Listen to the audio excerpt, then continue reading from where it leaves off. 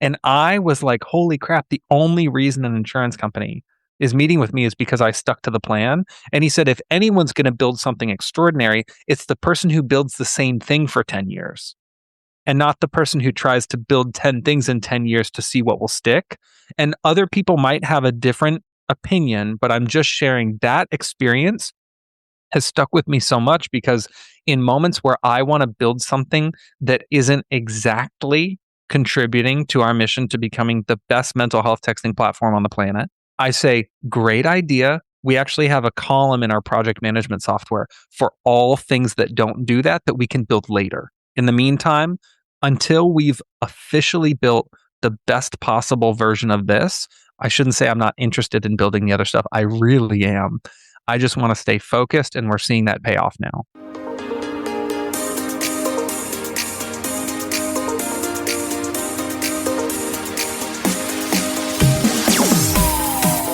Entrepreneurs, I'm back with a special episode. We're doing a double dipper as we're recording, so be sure to check out his mental health break testimonials because he's been with us from the beginning there and here. So Johnny Crowder of Cope Notes, welcome back to That Entrepreneur Show. Yeah, I'm wondering, can they see my shirt? Yeah. Because I'm wondering if someone will go, every time Johnny does an episode with Vincent, he wears the same shirt. But yeah, we're recording these back to back.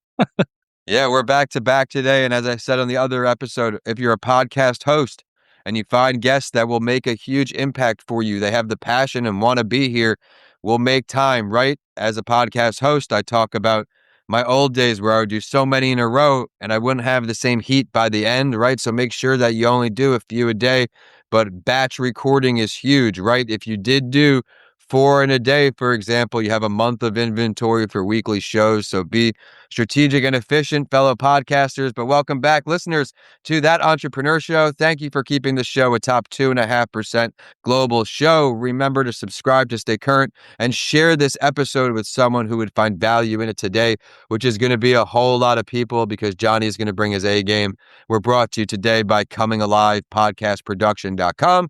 Email comingalivepodcastproduction@gmail.com to get your journey started today. But Johnny, incredible journey, entrepreneur in the mental health space with everyone knows I love. We know your story if you heard a mental health break, but if you didn't, please share a little bit because that's what's going to lead us right into why you're here today. A lot of good entrepreneurs, not any good entrepreneur, a lot of good entrepreneurs are building something that they needed. And for me, I've never had a dream to be a CEO, ever. It's not even interesting to me to be a CEO. I don't care about that. I do care about building stuff. So when I was growing up, I grew up with severe mental illness in an abusive household. I learned all the wrong coping mechanisms.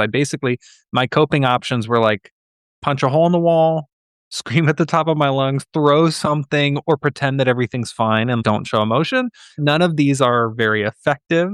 And so when I was growing up, I felt I didn't want to go to therapy, didn't want to take medication. There were all these things that I wasn't willing to do. And now that much further in my recovery than I was, I think, okay, well, what now? Like, how can I contribute to everybody else who's like me in those early years where they don't feel like the options that exist work for them? So believe me when I say business will always come second to me. Building stuff will always come first. Because when I face a challenge, I'm like, someone smart must have been here before, right? What did they do?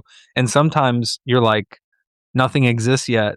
I might as well try to make it. And you've done an incredible job at that. Now, before we get into the meat and potatoes here, when you were first starting building this company, what were some of the big pain points that you can still remember that maybe you wish you knew something about beforehand? Dude, a lot of things have been much harder than I thought. I'll share two things. First is a lot of people will tell you to chase something that won't actually solve the problem. So, for example, when we started and we were trying to sell this to, let's say, a treatment center or something, or a hospital system, like an enterprise buyer. When we started, they would say something like, you need to have testimonials. And we're like, okay. So we go collect a bunch of testimonials. Then they're like, well, actually, now that you have those, I think you need case studies. And we're like, geez, well, you said testimonials, but okay. So then we build case studies. And then they're like, well, actually, we need qualitative data. And you go get qualitative data. Actually, you need quantitative data. You get that. And then it's like, actually, it needs to be published in a medical journal. And it's like, I've spent years trying to do what you said would help us close this contract, and we never have. The groups that asked me for those things, we still don't work with.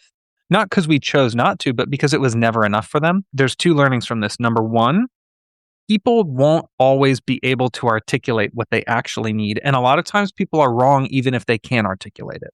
So the person who's saying you need a research study, you can go spend 2 years doing the research study and tens of thousands of dollars or whatever it's going to look like. You can do all that, get it published, bring it to the person. They can still say no. So, first of all, I wish I knew that because I kept going, you said, but you said. Doesn't matter. They were wrong. Second thing is, those things that you do aren't for nothing because every single thing that I did for those clients have helped us tremendously. We would not be where we are today if we didn't have the testimonials and case studies and qualitative and quantitative and published in medical journals. I didn't realize they were helping me build my company by giving me a carrot. So don't get frustrated if that thing that you're trying to accomplish with all of that doesn't happen, because those things will help you anyway. Yes, and I love the carrot analogy, right? That dangling carrot, it may seem again and again, but it's just inching you closer to where you got to go.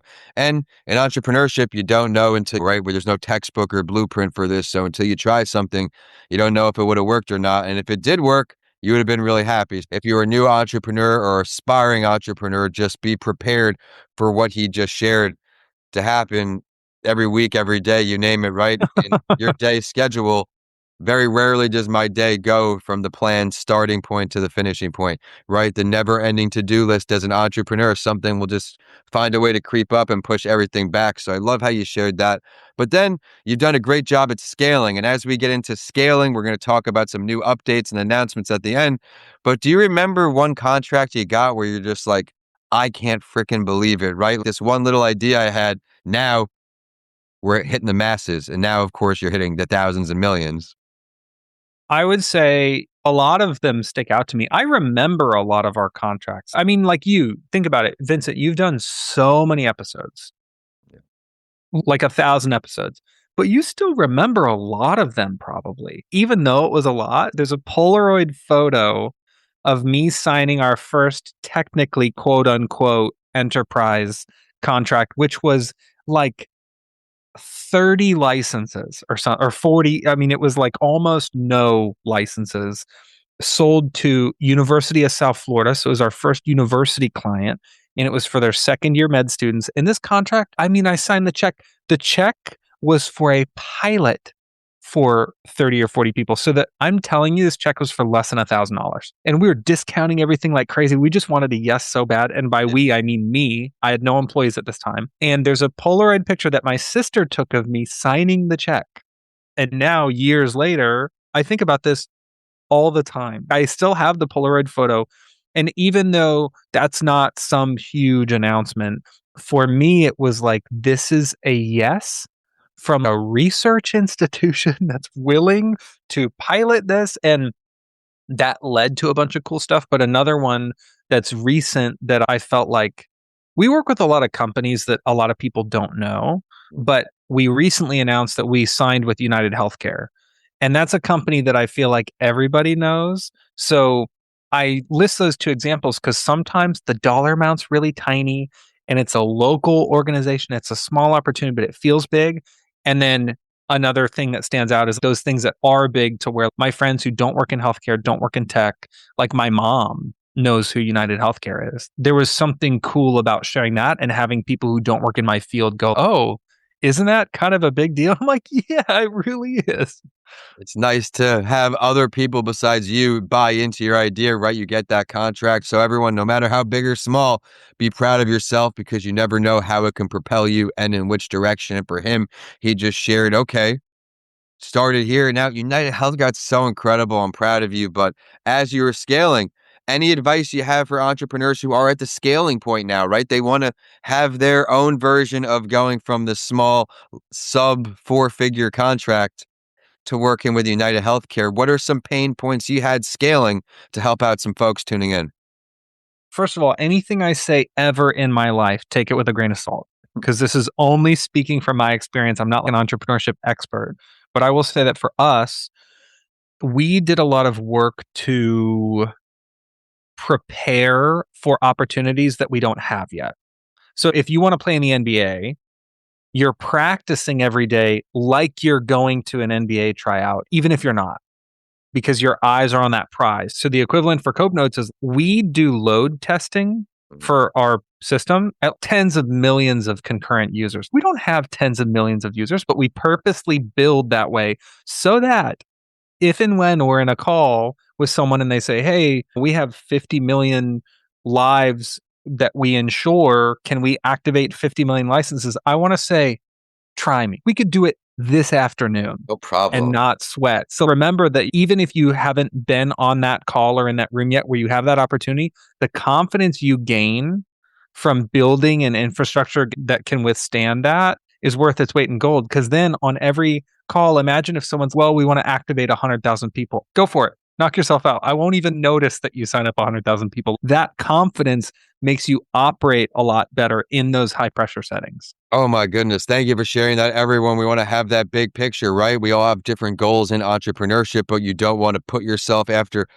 5, 10, 20 years of hard work and then get hit with that dream client and not have the capabilities to do it. Amazing point. Everyone, you can now conceptualize in your own mind for your business of how, okay, we're starting small, but we're thinking big. And that's a great way to do it because now it's led up to here. And we teased on the mental health break episode. Go in the episode description. You'll hear a different side. He's got some new and exciting stuff. He can't share everything, but we're going to get a little sneak peek again. So, Johnny, what are some new things we can look for from the business of Cope Notes? Yeah, man, we're so close to announcing this stuff. Maybe even by the time that this is released, you can go to our website and see all of this. But there's some new features that we've not yet announced that are coming out this year that we've been working for years on that we're really excited about. There's some new partnerships. They're already signed and we're working with the organizations, but the announcement, like the press release, has been stuck in legal for a year. So we're waiting for that to get approved so that we can actually share the work we're doing. And I'm also finding that the larger the partnership, the more legal hullabaloo you have to navigate in order to share that you're working with them. But I'm excited to share those. And then also something that I can say because I've hinted at it before is we've been working for years on a Spanish version of Cope Notes. It is indescribable how long this has taken because we didn't want to just have Google auto translate everything. So we literally had to hire native Spanish speakers and then have those reviewed, hired a translation company. It's been this huge multi-year lift and we're finally launching it this year. And I think it's going to be revolutionary. We have a lot of users here in America, but we have users in 110 countries Say it around again the one more world. time. How many countries? We have users in 110 countries, and that's just the English version. So I'm really excited at the international opportunity that the Spanish will open up. I think it will also make a huge domestic impact because you're also in, and partly Oh, yeah. why I took Spanish lessons because in our community, I go to schools with my books. Kids speak more Spanish, if not than English, right? So I Yep. think you're going to make a huge impact in these areas in America as well, where Spanish is the first language at home, where maybe they were deterred from using Coconuts because just in English. Now you're solving a pain point. So everyone, there are lessons he's sharing throughout this show that can be applied to your business, right? Start small, but while thinking big. How can we grow what we have? He said, I'm not going down the AI, the this, the that. We're taking what we have and we're making it even better. And I think that's something that entrepreneurs can often struggle with, right? That shiny object, right? You see the next big thing or dollar sign Yeah. and you chase it. So you've done an incredible job at doing that. And on the mental health show, we joked that if you were to start another business, it would be a cupcake shop or something nice and outside the mental health Nice space. and fluffy. You've dedicated your life to this. And now, if there's an entrepreneur tuning in who is so inspired about your journey, he's ready to start, what's a piece for a new entrepreneur that's ready to go? Dude, I would say to your point, Vincent, about shiny object syndrome, every founder has it. I want to build everything, dude. Are you kidding me? I want to build a cupcake shop now. That sounds fun as heck. Choosing not to takes a lot of self control. And I'll share this one interaction that I had. that I think about all the time, by the way. It has informed our product roadmap since this conversation. So for years before we signed with United, we've done projects with other payers too. We work with Advent Health, we've done projects with Cigna and Humana.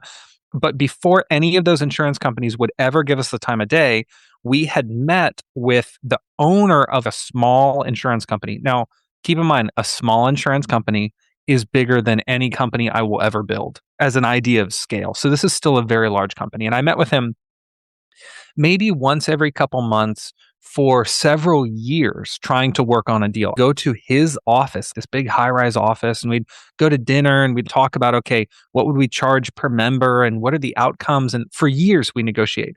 And to this day, we don't have a deal with them. So this is years and years later. We still don't work with them, but we're working on hopefully one day. It takes forever. And I had a conversation with him maybe 2 years into talking to him. I asked him, why do you keep meeting with me? What the heck? We've been meeting for 2 years and we have no contract. What is this even? Why are you even giving this the time of day when at the time the big dogs like United and Humana wouldn't even take a call with us? And he said, Johnny, I meet with founders and CEOs all the time who are trying to get their products integrated into our insurance offerings. And he said, you are the only one who is still doing what they were doing when I met them. Everybody else is adding, oh, now we're going to have a video component and now we're going to have, you can order your prescriptions online. And these people run after whatever they think is the next biggest profit center. And when I met you, you said you wanted to text people mental health stuff. And now years later, you're still texting people mental health stuff. And all of the product improvements you've made reinforce the original build. They aren't distracting from it. And I was like, holy crap, the only reason an insurance company is meeting with me is because I stuck to the plan. And he said, if anyone's going to build something extraordinary, it's the person who builds the same thing for 10 years and not the person who tries to build 10 things in 10 years to see what will stick.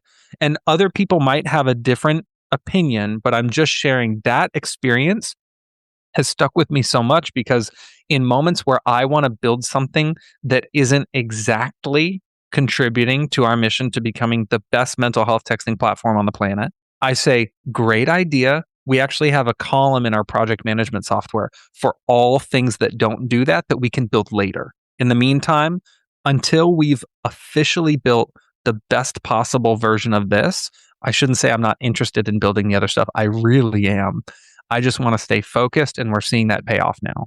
Incredible advice, right? Stick to the mission, believe in yourself. It's not going to happen overnight, but if you stick with it long enough, Johnny is a great example of how all great things can happen.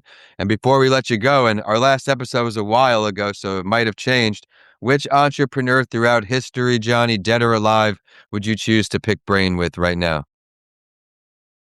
I don't even know if he is an entrepreneur technically, but he has informed a lot of my decisions as a business builder. Seth Godin. Of course, I want to got a meet brand. Seth Godin so bad. Dude, capitalism, in my opinion, riddled with flaws. On paper, excellent idea. In practice, holy crap, so corruptible.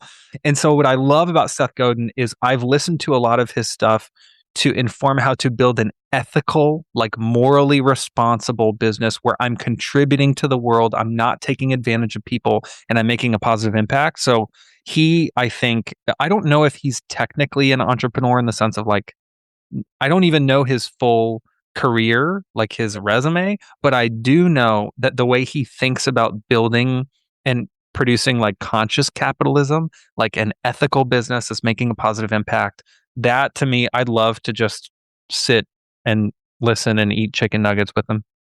Well, everyone be sure to tag him when this episode comes out. We'll make this meeting happen. And with that, Johnny, I can't thank you enough for coming back as we do a double dipper. Everyone, he's on a mental health break. He's on that entrepreneur show. I'll put the links in the show description. But remember to subscribe so you don't miss his next appearance when he comes back again. Where can we find you online, Johnny? And where can we find more about Cope Notes? JohnnyCrowder.com has everything, my TED Talks, my social links, everything that you would want. And then copenotes.com has like, you can try Cope Notes for free. You can give a subscription to a friend or family member. You can buy a family plan. You can buy it for your organization, or you can just poke around and read about mental health. I love it. Well, everyone, I don't know what you're waiting for. We all have a mental health as a physical health. And for me, at least, there is no entrepreneurship without my mental health being where I need it to be. So thank you for all you do for that world and all you do for entrepreneurs. My name is Vincent A. Lancy, and please remember to share this episode with someone who would find value in it today, and subscribe or leave a review to help other people also find this show. But with that, we're signing off today. 2 guys in Tampa. Thank you so much, Johnny. Thank you, bro.